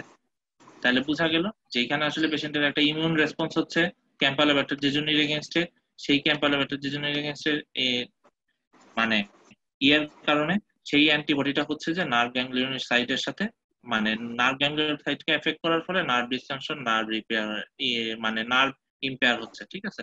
এবং এই জিনিসটার নাম, মানে এই যে একটা ইনফেকশন বা একটা অ্যান্টিজেনের এগেইনস্টে অ্যান্টিবডি, সেই অ্যান্টিবডিটা যে যখন আরেকটা অ্যান্টিজেন বা আরেকটা জিনিসকে এফেক্ট করে, সেটার আরেক নাম কি? সেটার আরেক নাম হচ্ছে, ইম্পর্টেন্ট জিনিস, যে তোমাদেরকে যদি জিজ্ঞেস করে যে এই এটার নাম কি, এটার নাম হচ্ছে মলিকুলার মিমিক্রি। হ্যাঁ, এটা ওকে,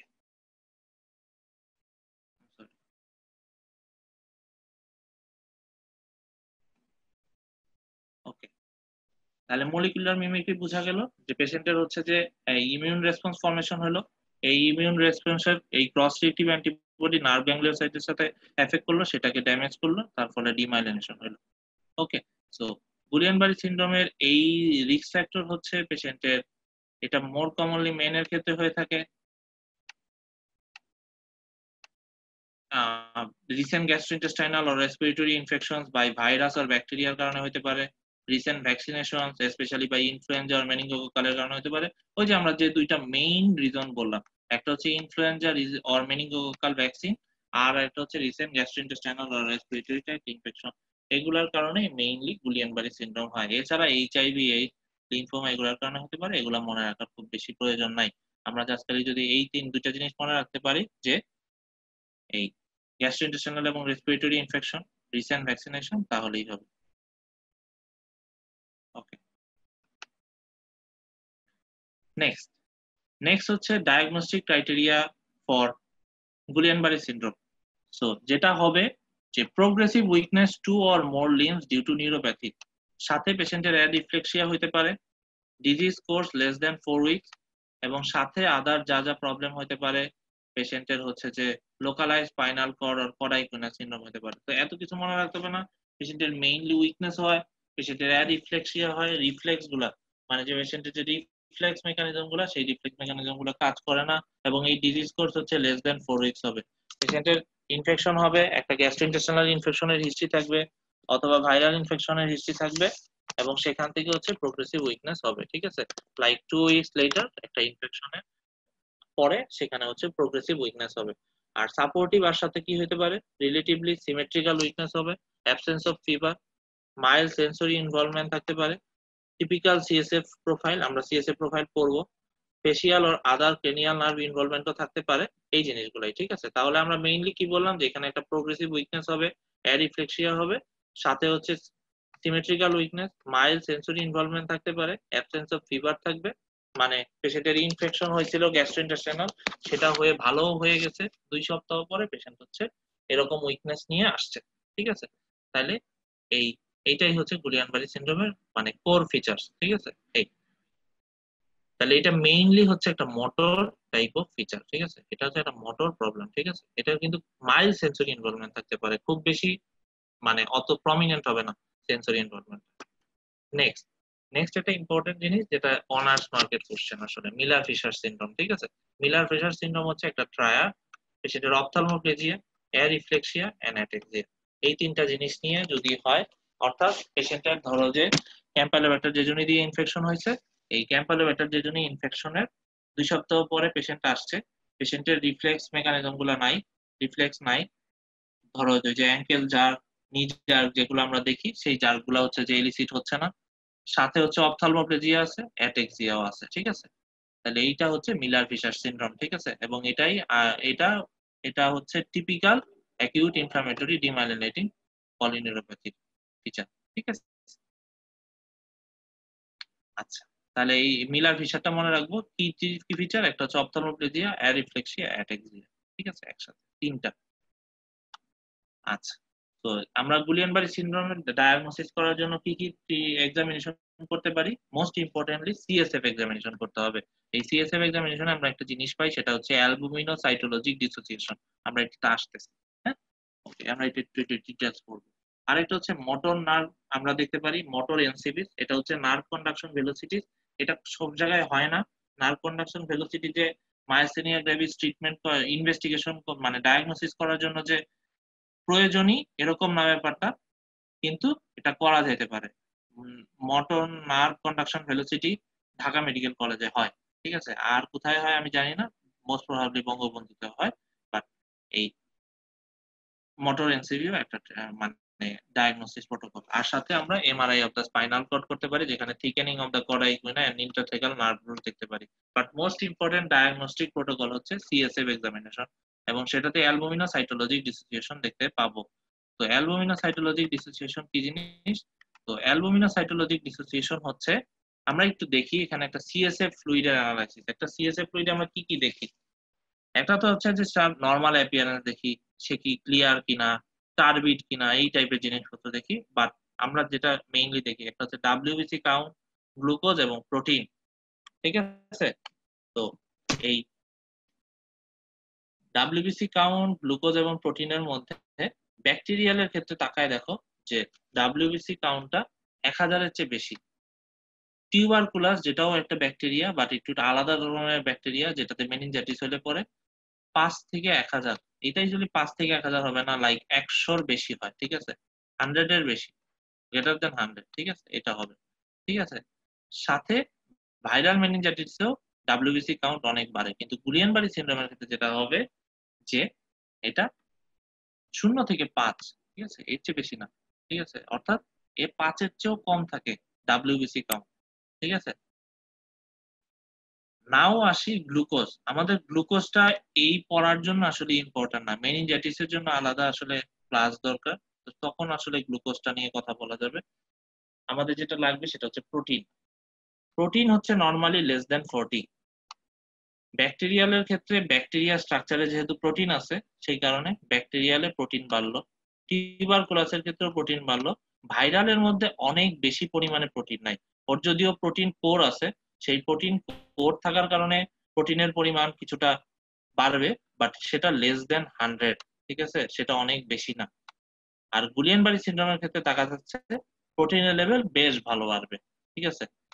এদিকে ডাব্লিউবিসি কাউন্ট অনেক কম, কিন্তু প্রোটিন কাউন্ট অনেক বেশি, এরকম কোথাও দেখা যায় না। ব্যাকটেরিয়ালের ক্ষেত্রে ডাব্লিউবিসিও বাড়ে, প্রোটিনও বাড়ে, এটার ক্ষেত্রেও ডাব্লিউবিসি বাড়ে, প্রোটিনও বাড়ে, এটার ক্ষেত্রেও ডাব্লিউবিসি বাড়ে, প্রোটিনও বাড়ে। কিন্তু বুলিয়ান বাড়ির ক্ষেত্রে দেখা যাচ্ছে ডাব্লিউবিসি কম বাট প্রোটিন বেড়ে গেছে। এইটাকেই বলা হয় অ্যালবুমিনোসাইটোলজিক ডিসোসিয়েশন। অ্যালবুমিন একদিকে যাচ্ছে, সাইটোলজি আরেকদিকে যাচ্ছে, এবং এটা acute or subacute polyneuropathy is the diagnostic of Guillain Barre syndrome. যদি এই ফিচার দেখা যায়, this is one of the most common feature and of GBS, এবং এটা দিয়ে আমরা ডায়াগনোসিস করতে পারি যে পেশেন্টের জিবিএস আছে। তাহলে জিবিএস এর পেশেন্টের মোস্ট কমন এবং ফার্স্ট ডায়াগনোসিস এর জন্য, ট্রিটমেন্টের জন্য, মানে ডায়াগনোসিস করার জন্য ফার্স্ট হচ্ছে সিএসএফ এক্সামিনেশন করতে হবে, এবং সিএসএফ এক্সামিনেশন আমরা কি খুঁজবো? অ্যালবুমিনোসাইটোলজিক ডিসোসিয়েশন খুঁজবো, ঠিক আছে। ওকে, নেক্সট নেক্সট হচ্ছে এটার ট্রিটমেন্ট।